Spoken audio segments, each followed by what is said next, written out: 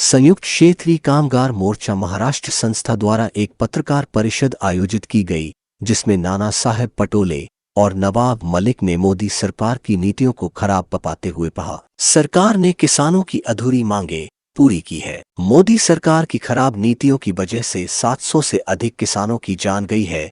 सरकार को मृतक के परिवारजनों को मुआवजा देना चाहिए।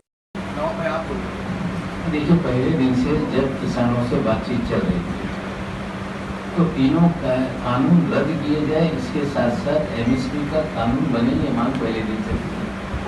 हमें लगता है किसानों की अधूरी मांगे पूरी हुई है। एमएसपी के कानून की मांग अभी तक पूरी नहीं हुई और केंद्र की गलत नीतियों के कारण 700 से ज्यादा लोगों ने अपने प्राण गंवाए हैं। तो अगर सरकार उसकी जिम्मेदारी उसके पर है तो उनको मुआवजे की भी बात करनी चाहिए। हमें लगता है किसी भी लोकतंत्र में संवाद बिना कोई भी रास्ता नहीं निकलता। शुरुआत में संवाद बनाया गया, फिर आंदोलन को बुलडोज करने की कोशिश की गई। अब एक तरफा घोषणा हो रही है कि कुछ किसानों को हम समझा नहीं पाए। अब कुछ किसान कह के क्या देश के किसानों के लिए कानून बना था कि कुछ किसानों के लिए? हमें लगता है जिस तरह से शब्दों का प्रयोग हो रहा है, जिस तरह से चीजें बताई जा रही है, वो गलत है। पहले दिन से किसान मांग कर रहा था कि एमएसपी का कानून, किसानों के जिन लोगों ने अपने परिवार के सदस्य हुए हैं उन्हें मुआवजा दें। तो हमें लगता है संयुक्त किसान मोर्चा बात के लिए तैयार है। बात की शुरुआत मोदी सरकार करे। मलिक भाई जैसा पीएम ने कहा था कि कुछ किसानों को समझा नहीं पाए, लेकिन ये डिसीजन देश के हित में लिया गया। तो अनहित में था। पहले ये स्पष्ट हो गया कि पहले जो कानून बना था वो देश हित में नहीं था।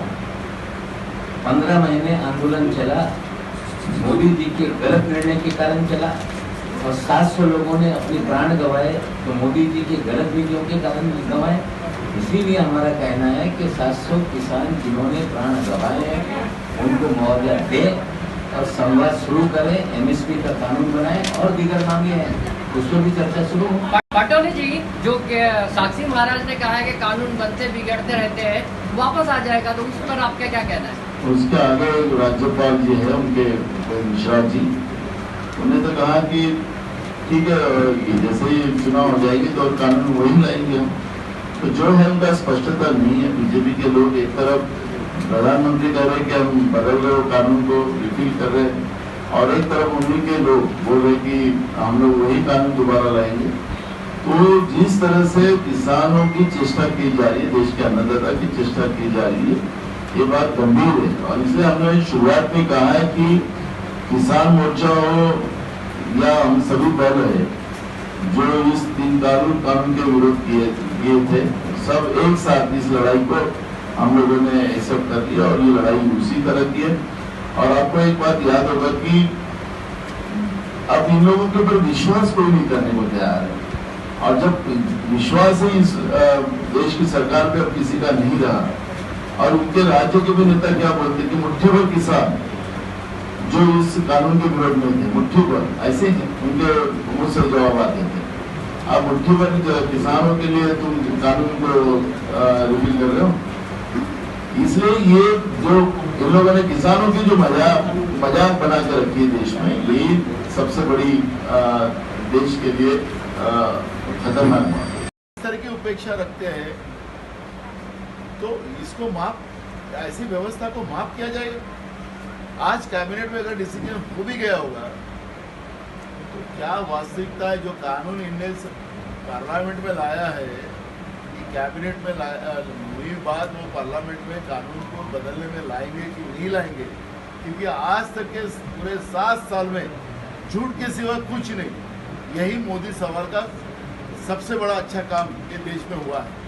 झूठ के सिवा कोई बड़ा काम किया ही नहीं, झूठ ही झूठ। अब झूठ को अगर आप लोग उसकी तारीफों के फूल बांधने की कोशिश करोगे तो ये गलत है। इसलिए देश का किसान ये बात को मान्य करने को तैयार नहीं है जब तक कानून समर्थन मूल्य के साथ किसान के हित में नहीं होगा, तब तक यह आंदोलन जारी रहेगा और यह आंदोलन को और तीव्र किया जाएगा। इसलिए कल किसान पंचायत की भी मीटिंग हुई और उसमें सभी दलों का नॉन पॉलिटिकली सपोर्ट है। ये जो 27 तारीख को जो आंदोलन होगा इसमें कोई पॉलिटिकल पार्टी का झंडा नहीं लगेगा। ये किसान के हित के लिए और देश के हित के लिए ये मोमेंट चल रही है। और नरेंद्र मोदी की सरकार एक किसान विरोधी है और उनके कामों के माध्यम से, उनके कानून के माध्यम से ये स्पष्ट हो चुका है। और जब तक ये स्पष्ट नहीं होता, जब तक